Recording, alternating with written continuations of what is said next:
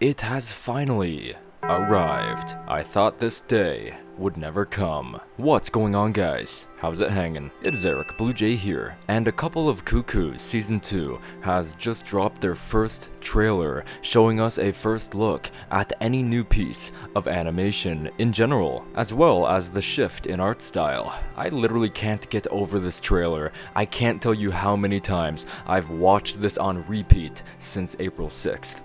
I think I have a problem. This trailer analysis video will have spoilers in it, where I cover the context of each and every single scene in great detail, while showing you guys the source panel from the manga. So if you're hoping to go into Season 2 blind, I recommend, before getting any further, watching the censored version of my trailer analysis that has no spoilers within it. Click the annotation right up here to get redirected to the spoiler-free version of this video. So let's get into this trailer analysis with spoilers, but before we do, if you are new here, just consider leaving me a subscribe. I would greatly appreciate it. And like the video to push us on out into that YouTube algorithm. And for those of you who've watched my initial thoughts, live stream, or the VOD of it, I got a lot of scenes mixed up or flat out wrong. The trailer opens up with Erika Amano sitting on a ledge by the backyard. The back door is opened, casting a shadow of herself from the moonlight. The shot pans in towards her, as we then see a perspective from the front, instead of the back. And here we can see Nagi sitting on a chair. Now you may have noticed the background inside the house does look a little different from their home that we're used to seeing. This is because this is actually the storage room in their house, and the storage room has a backyard entrance and porch. Erika narrates, "If we want to make both our parents happy, that basically means I have to marry you, Nagi, right?" This spawns from Foul 57. It covers Erika realizing she wants to see both of her parents happy, and that means in order to fulfill that, she'd have to get married to Nagi, which is why he gets flustered in the shot afterwards. Nagi is temporarily sleeping in the storage room while Hiro is staying at their house, since she'll be borrowing his room for just a bit. And may I say, all of the nighttime scenes in this trailer look absolutely gorgeous. There literally isn't one nighttime scene that looks less than stellar. It's insane. After this transition that says, written by Miki Yoshikawa, A Couple of Cuckoos serialized in Kondansha's Weekly Shonen magazine, we see Nagi and Erika, and there appears to be something lower out of perspective, and Erika is reacting to it, while Nagi shouting her way. This is our first shot of seeing the classic facial expressions used in A Couple of Cuckoos, but this time in the Season 2 style. We have Nagi with his square-shaped mouth while shouting, and Erika's trademarked egg-shaped eyes. It's so nice to see these silly and iconic facial expressions with all of the amazing details in the Season 2 style. I almost can't believe it. They translate quite well into the new style. This scene is from Foul 58, where tonight is horror night, and Hiro proposes they all play a spooky game together. She introduces Kokuri in similar fashion to a Ouija board. All four of them must put their finger on the same coin on the board. A player will ask a question and Kokuri will spell out the answer. I feel like the Love is War narrator right now. Is that a bad thing? Nagi is trying to expose Sachi for eating the last pudding in the fridge. However, Kokuri spells Erika,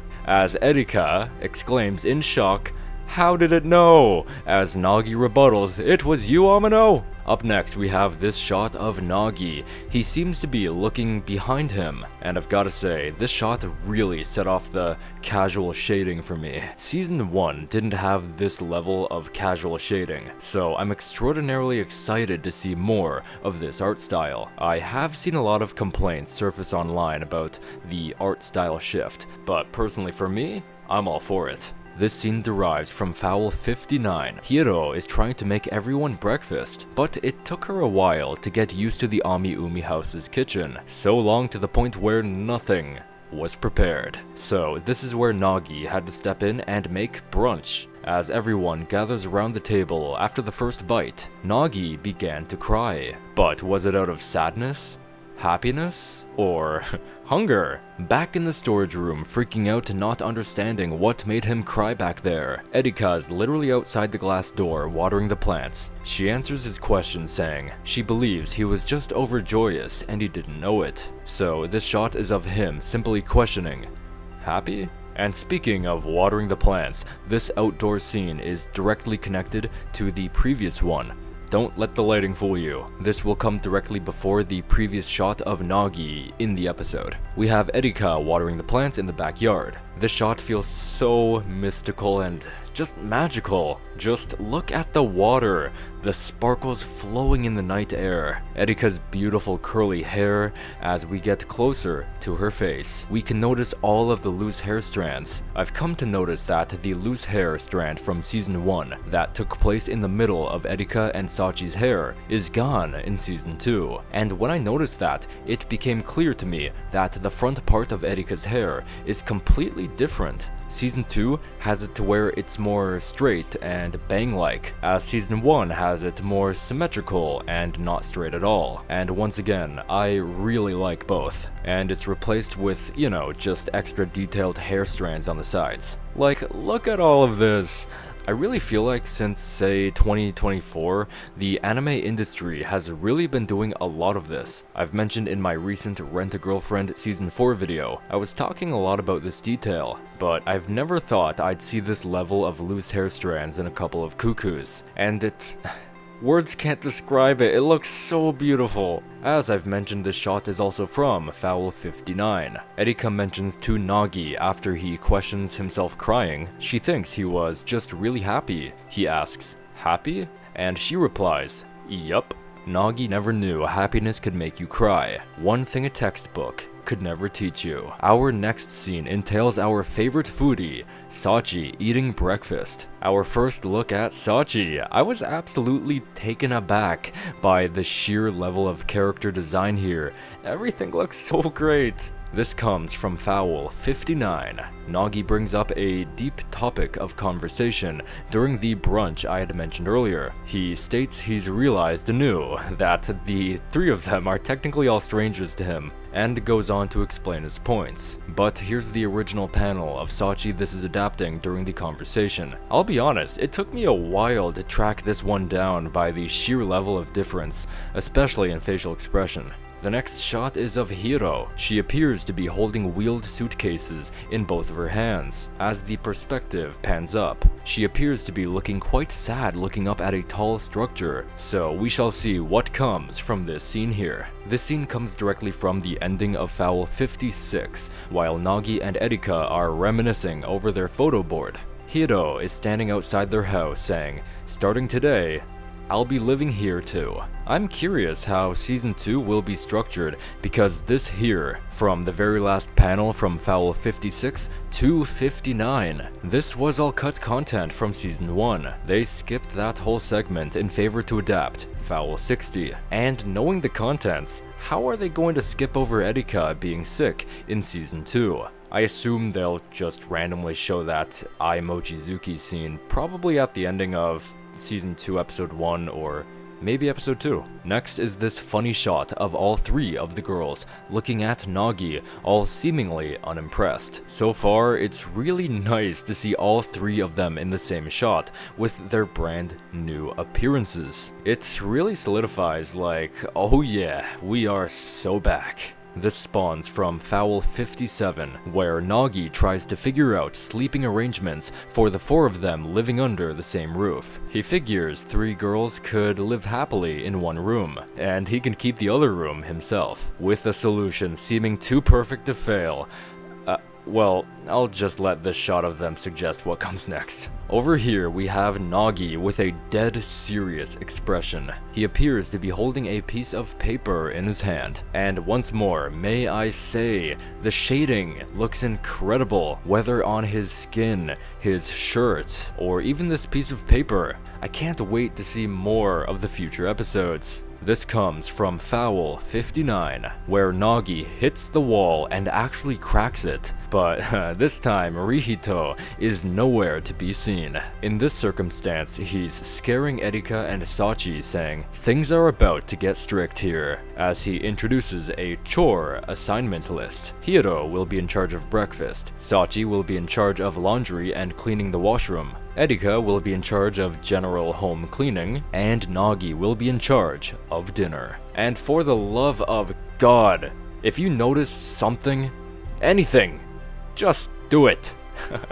Our next area we see is the laundry room, and it appears that there was an accident that Nagi is reacting to. Sachi is pointing towards the laundry machine exploding with bubbles, thusly overflowing, and Nagi clearly isn't impressed. And just as a side note, we've seen the laundry room before in Season 1, Episode 4. It mostly appears the same, which is obviously nice to see. I just noticed that the cupboard space has changed from black to a more grayish brown color. This scene is from Foul 59, very quickly after Nagi introduces that chore list I've mentioned. Sachi barges in panicking to Nagi that the washing machine just exploded, as she shows him the scene of the incident. He explains she's stuffed too much in there, and the machine couldn't handle all of it. Out back, once again, we have Sachi appearing very flustered and angry while holding a water hose. So if you remember, we've already seen this water hose in that shot with Erika holding it. So here, in turn, we have Sachi holding it. And dare I say, it looks like she means business here. This comes from Foul 61, where Sachi says since she's turning 16 next year, she could technically get married. Nagi freaks out, asking if she's actually planning to get married in great shock, as Sachi angrily swipes the hose from Nagi and shouts she's not getting married, and that means her older brother can't get married either, which confuses Nagi over how little sense she's making. During all of these scenes prior, we have Nagi and Erika narrating, "Our living together started because of a mix-up at birth." Nagi cuts in to continue, "Then my little sister Sachi and my classmate Sagawa got caught up in it too, and that's where our fate really started to change." We have a transition screen here that says, "A total mess of life and love," starting up a sneak peek hearing of the brand new ED song, followed up over here where we have a quick shot of Hiro drying off from a shower. This comes from the beginning of Foul 59, as Hiro notices a lot of ignored housework piling up, as she then decides to pitch in. Moving on to our next shot, we have Nagi blushing very hard as he gets pushed to the side by Sachi with no chill. Who wants to bet he's thinking about Hiro here? And if you look to the left side, we can actually see a bit of Erika almost off screen. This derives from Foul 57,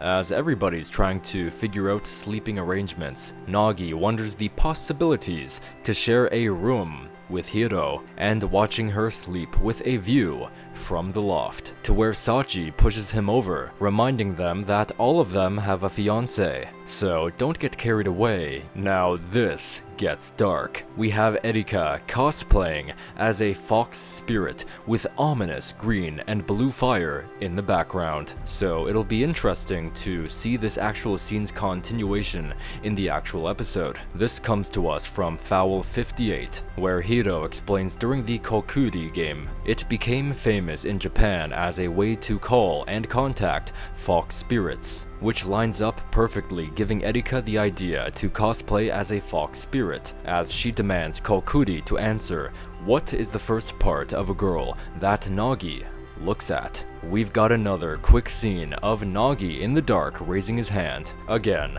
the shading here is immaculate. He says something while Erika reacts to it, seeming very flustered. This comes from Foul 57, continuing right after the very first clip from the trailer in fact. It is here where Nagi says he's opposed to sacrificing yourself into an engagement just for your parents' happiness. In this shot, Hiro is looking very serious and very competitive, not only from her tight body language, but her eyes having that dead serious tone to them. She also appears to be emanating red aura. This comes from Foul 57, where she's talking about how she won't let her parents win. Their happiness and hers don't line up, as she rebels by running away from home. This exclaim here is what got Erika thinking about the happiness of both of her parents that we've been talking about earlier in the video. Now, this scene makes me chuckle because we have the most iconic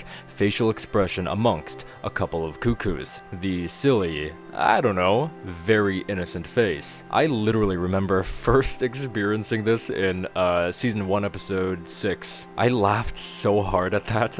I knew I had found the show for me. But anyway, we know it to run in the Umino bloodline, as Sachi can be seen making the exact same face on multiple occasions too. But here we have them making the expression together, while shaking, looking around, pretending not to hear anything. I have a feeling they're getting scolded. This comes from Foul 59. While Hiro is living with them, Nagi takes Erika and Sachi outside to have a chat. He's telling them that Hiro is taking care of everything.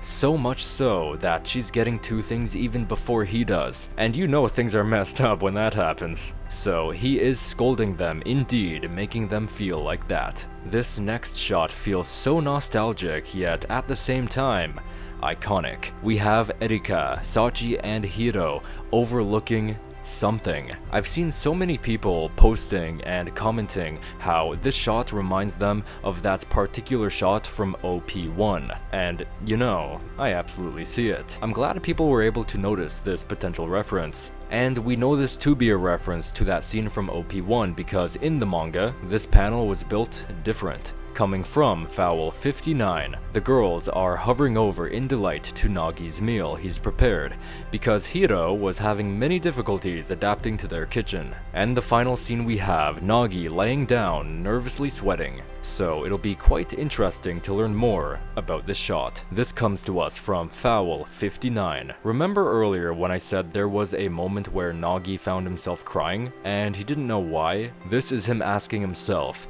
why the heck was he crying like that? We then transition into the brand new logo, now featuring the addition of Season 2 in a fancy font, as Nagi and Erika exclaim, "Enjoy! A Couple of Cuckoos Season 2, coming July 2025. Man, this makes me so nostalgic to the way they said the title in Season 1's trailer.